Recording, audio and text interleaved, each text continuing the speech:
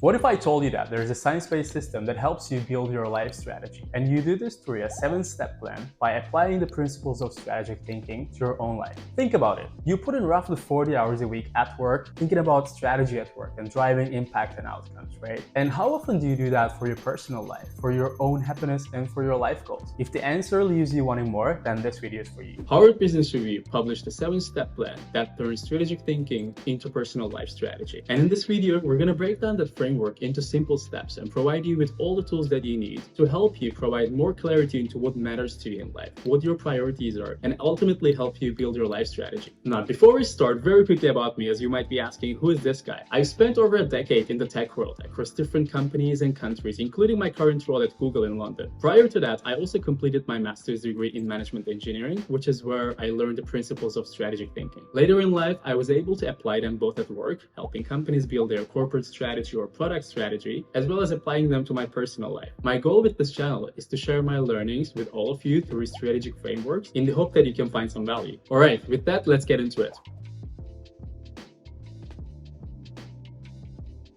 Before we dive into 7 steps, let's first define very quickly what life strategy actually is. The definition of a corporate strategy: an integrated set of choices that positions an organization to win. The translation of this to your personal life would be about living a great life. So it is an integrated set of choices that positions a person to live a great life. We'll get to defining what we mean by a great life shortly in the video. But first, let's unpack one key word here: integrated. With this, what we mean is our choices are connected to each other. How you connect them, how much emphasis you put in it, significantly changes the outcome. And in this case, the outcome would be your unique life strategy. Let me give you an example from chemistry. Think of carbon like building blocks. Imagine you only have one type of block, which is carbon, but how you arrange them changes everything. In graphite, your carbon blocks link in flat sheets, some with strong double connections. It's soft, common, and perfect for pencils. Then you have diamond. Now, those same blocks link in a tight 3-dimensional structure. The result? An incredibly hard, rare, and expensive jewel. Same ingredient, widely different results. This shows how the structure of your choices, not just the choices themselves, shapes your outcome. Let's simplify this even further. Your life strategy is like a recipe, and the ingredients would be your unique life choices. How you combine them, how you put them together, you measure them, you cook them. It all determines the final dish. And in this case, the final dish would be your personal life strategy. Right, now let's see what those 7 steps are that help us define a corporate strategy. And in this case, we're going to be adapting that to your personal life strategy. A typical corporate strategy has 7 steps. How do you define success? In this case, it's going to be a great life. What is your life purpose? What is your life vision? How do you assess your business life portfolio? What can you learn from benchmarks? What life portfolio changes can you make? How can you ensure a successful and sustained life change? Let's tackle these steps one by one. I will explain each one of them, give you the tools to help you find your own answers, and by the end, you'll have everything that you need to help you build your own life strategy. Let's start with number 1. How do you define a great life? Great life isn't one size fits all. Your background, your values, your circumstances, they all shape what it really means to you. On one hand, you have social media that pushes for money, fame, and power to be the answer. But those are fleeting highs, meaning they make you happy temporarily, but it quickly fades away and it's replaced by a desire for newer pleasures. Indeed, psychologists even have a name for it: hedonic adaptation. Hedonic adaptation, also called as hedonic treadmill, is the tendency of humans where after a positive or negative event, like something good or bad happening to someone, they quickly return to a relatively stable level of happiness. As a person makes more money, expectations and desire rise in parallel, which results in no permanent gain in happiness. So don't get me wrong, money, fame, and power do have a temporary effect in your life, but only to a certain extent, and that quickly fades away. The true fulfillment is way deeper than that. Now you might be asking, what is it that makes a life a great life? There's tons of research that's been made on that, and my favorite one, which is also the one that's cited in the Harvard Business Review article, is Professor Martin Seligman's PERMAV model. It's an acronym that defines the 6 factors that contribute to a person's life being. Starting with P, that stands for positive emotions. This is much more than just happiness. Positive emotions include hope,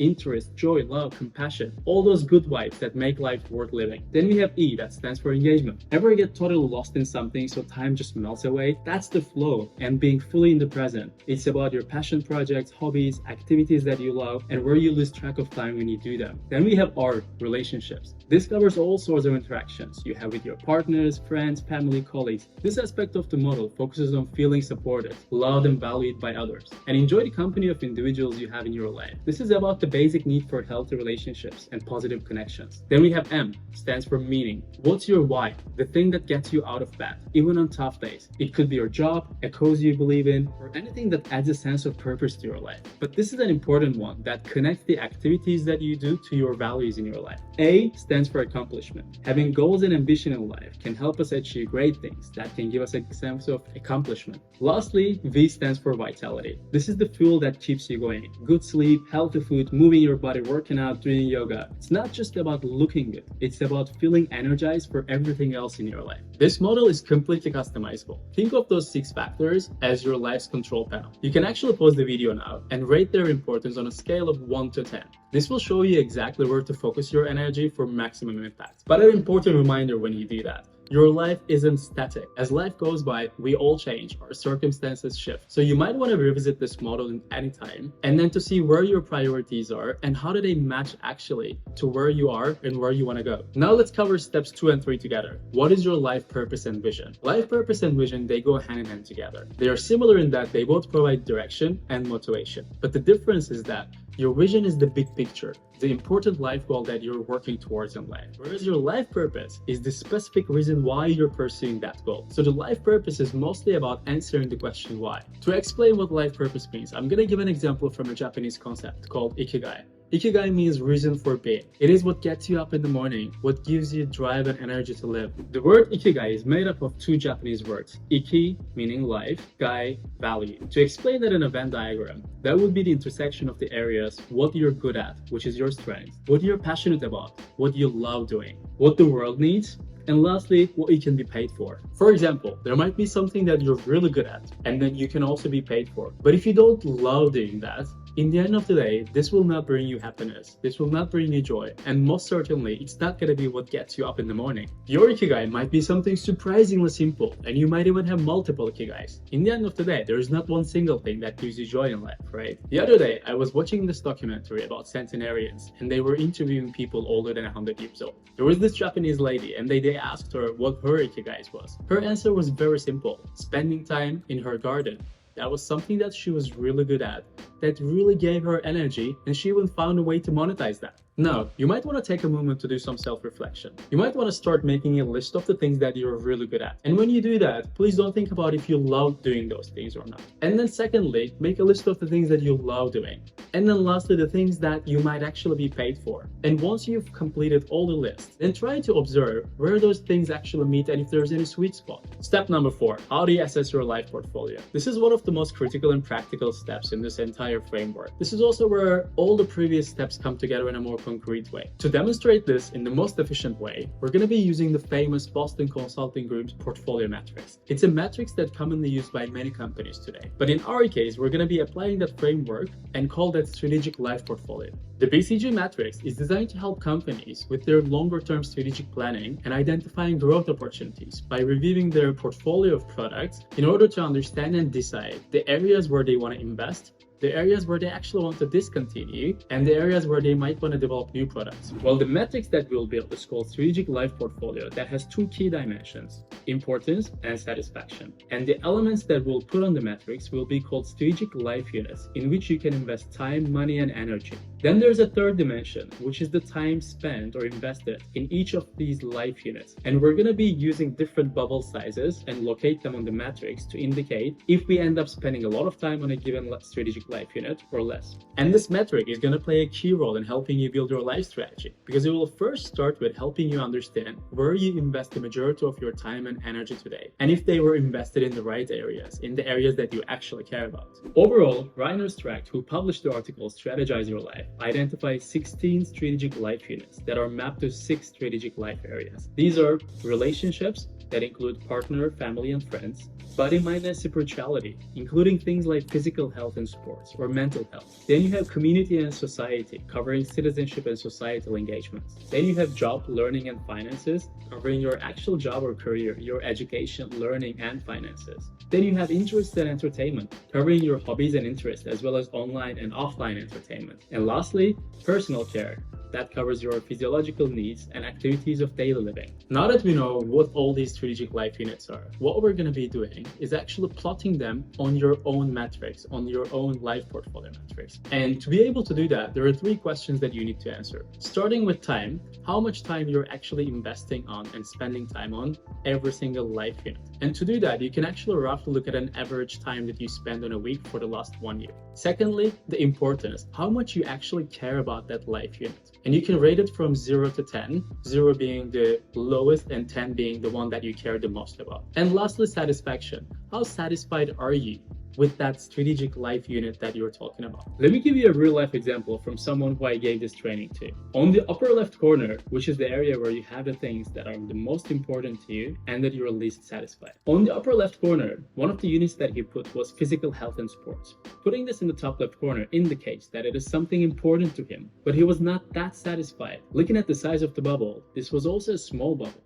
meaning that he was not investing as much time into this life unit. Another life unit that he inserted was online entertainment, which had a significantly larger bubble, indicating this was an area he ended up spending a decent amount of time, positioning it in a lower importance area, but with an average satisfaction. Another area was about partner. He put a very big bubble on the top right corner, indicating he spent decent amount of time with his partner, and this was something that he truly cared about, and he was happy with it. And lastly, for the friendships, he put in a smaller bubble on the top left corner, indicating that he equally cares about his friendships. He ended up investing less time in this area, and as a result, he was not very satisfied. On step number 6, we're going to go a little bit more into detail and understand what are some of the changes that we can introduce to our lives. But before we do that, let's take a pause here. It is now your turn. I would love for you to grab a paper and pen to sketch this matrix and to locate the bubbles in different strategic life units on your own matrix with different bubble sizes. They will hopefully help you understand where you allocate your time and resources today.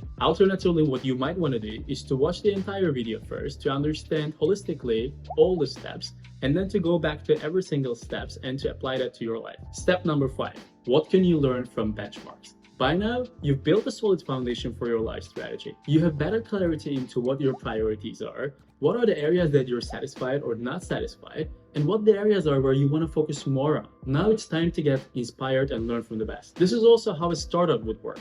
They might look to other companies who started as startups and then made it to a successful company to find best practices. So you can do the same with people. Depending on the areas where you want to focus further on in your life, which could be mental health, sport, career, friendships, you might want to ask yourself, who do I admire for that specific category in my life? And then you can analyze what makes those people admirable to you. You can use the positive examples in your life to help inform you how you live your life in a way that it's aligned with your values. Step number 6, what life portfolio changes can you make? Up until now, you've named what's important to you, what you care about in life, and how much time you actually spend on each of those areas. Now the next step for you will be to decide what life elements you want to introduce change, you want to adjust, you want to eliminate, or you actually want to continue. If you remember the matrix, there were 3 key elements: time spent, importance, and satisfaction. For the sake of this exercise, you can assume the level of importance will remain the same. So there are 2 elements that are completely under your control: time spent and satisfaction. So this is the step where you need to make a conscious choice to understand which life units you want to introduce small changes to. Maybe friendship is an area where you want to invest more time. Let's assume for the friendships, you put in a small bubble, meaning that you don't end up spending a lot of time with your friends, but it's very high up in the importance scale, meaning that you care a lot about it. And satisfaction is pretty low because as a result, because you don't spend a lot of time with your friends, something that you care a lot about, the satisfaction is low. This already gives you an indication of where you might want to spend more time and energy into. Or perhaps for you, what's more relevant is the mental health, or doing more meditations or doing yoga. You don't end up spending enough time for that, and as a result, it impacts you negatively in terms of satisfaction with your life. Now, after having completed this exercise, you might end up with a very long list of things and ideas where you might want to introduce a change. But the key here is really to select the few strategic ones that you want to commit to, because you can't change everything at once. It will be overwhelming. Or if you actually don't change all of them, you will feel like you're failing. But it is not the case. If you pick a few strategic ones that you want to commit to, a few changes might have a major impact in your life. In the end of the day, net, this will still be a positive change in your life, versus what you have right now? Overall, if you ask what the right portfolio would look like, it needs to tick 2 boxes. First of all, the list of life units that you put in should be aligned with your values and how you define a great life. And secondly, it needs to support your life purpose and vision.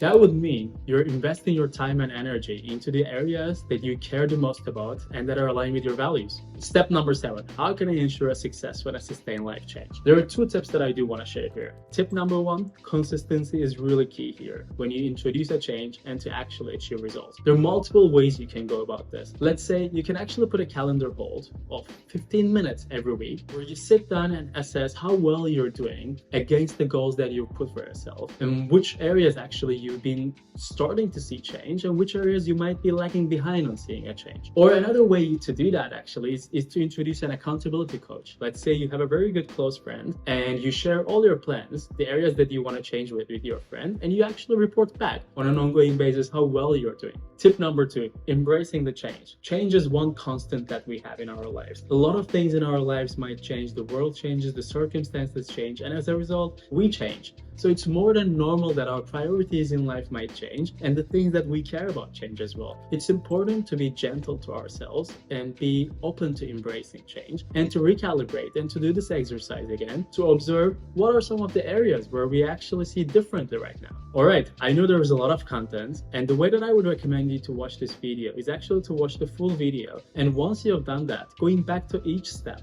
and to do some self-reflections and then to continue to the following step. Thanks everyone for watching this video. I hope there was at least one thing that you learned today, or there was one tip that triggered a question in your mind, or maybe you even managed to answer 1 or 2 questions that we outlined in this video. Let me know in the comments below what is one key takeaway that you are taking away from this video, and I do hope it will help others who watch the video too. Oh, before I forget, if you like this video, please subscribe to my channel and hit the like button on this video, because I intend to put more videos of strategic frameworks and the principles that we use in the work life and how we can actually adapt them to your personal life to live a better life in the end. Thanks for watching, and I'll see you in the next one.